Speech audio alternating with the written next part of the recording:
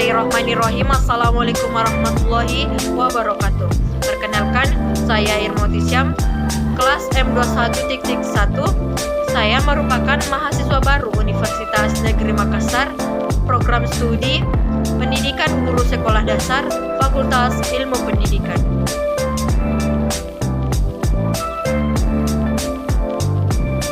Di sini saya akan menjelaskan beberapa materi. Yang pertama adalah organisasi sistem pertandingan menurut pakar. Organisasi sistem pertandingan adalah sistem yang dipakai dalam suatu turnamen, biasanya olahraga, yang mempertemukan setiap peserta dengan peserta lainnya dengan secara lengkap atau bentuk kerjasama untuk mencapai maksud tertentu. Yang kedua adalah perbedaan pertandingan dengan penghormatan. Kemudian permainan olahraga yang termasuk olahraga tradisional yang dipertandingkan dengan yang diperlombakan. Baik, di sini pertandingan merupakan sebuah sistem dalam acara olahraga yang memakai istilah menang, kalah, dan seri. Nah, berjalannya suatu pertandingan biasanya dengan mempertemukan dua regu untuk memperoleh hasil pertandingan.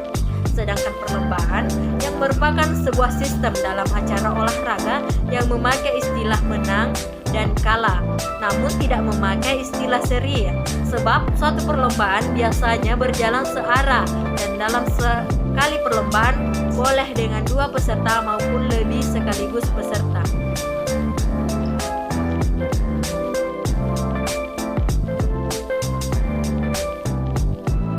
Contoh permainan tradisional yang termasuk pertandingan yang pertama adalah goy-goyan, kasti, catur, judi papan, dan sepetak rock. Kemudian contoh permainan tradisional yang termasuk perlombaan yang pertama yaitu dende-dende, yang kedua ambil koin dalam tepung, yang ketiga lompat karet, balap karung, cok uklak, masukkan paku dalam botol, cangkek, engrak batok kelapa, sepak bulu ayam, ketapel, benteng-bentengan, lari bola balik, jumpat tapi, layang-layang, serta stop-stop.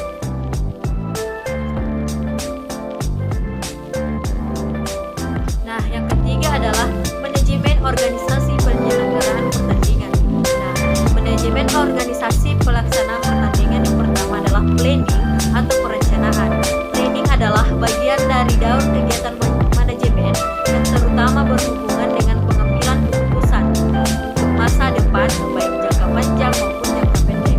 Sehubungan dengan pokok pertanyaan apa, siapa, bagaimana, kapan, di mana, dan berapa, baik sehubungan dengan lembaga yang dimanajemeni maupun usaha-usahanya.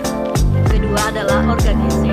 Organisasi adalah pengelompokan berbagai kegiatan yang diperlukan untuk melaksanakan suatu rencana sedemikian rupa sehingga tujuan yang telah ditetapkan dapat tercapai dengan memuaskan melaksanakan tugasnya.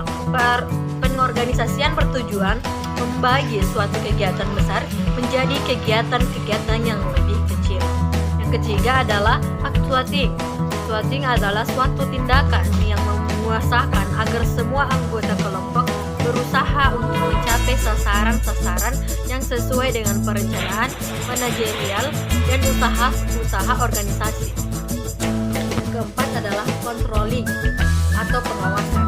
Adalah proses yang sistematik dalam menerapkan standar kerja atau ukuran kinerja dan pengambilan tindakan yang dapat mendukung pencapaian hasil yang diharapkan sesuai dengan standar kinerja yang telah ditetapkan.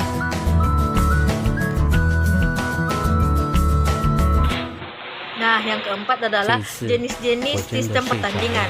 Adapun jenis-jenis sistem pertandingan yang pertama adalah sistem gugur. Sistem gugur dipakai hampir semua cabang olahraga terkenal berbasis kompetisi, misalnya basket, voli, sepak bola, bulu tangkis, dan lain sebagainya.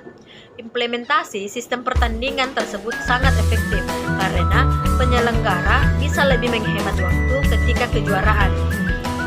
Selanjutnya, sistem gugur tunggal. Sistem gugur tunggal biasanya disebut gugur normal, merupakan macam sistem pertandingan olahraga yang mengharuskan setiap tim memiliki jumlah pemain genap dapat dibagi dua. Maka dari itu, pertandingannya dapat dilakukan dengan rumus jumlah peserta dikurangi 1. Nah, selanjutnya yaitu sistem gugur dengan bayi. Nah, pada dasarnya sistem gugur bayi hampir sama dengan sistem gugur tunggal. Namun pada babak pertama sistem gugur ini berlaku hak istimewa kepada pemain tertentu. Dengan begitu, di tahap kedua jumlah pemainnya akan menjadi genap dan setiap peserta memperoleh lawannya masing-masing. Macam sistem pertandingan olahraga dengan sistem bayi dapat dilakukan dengan cara undian atau pengocokan.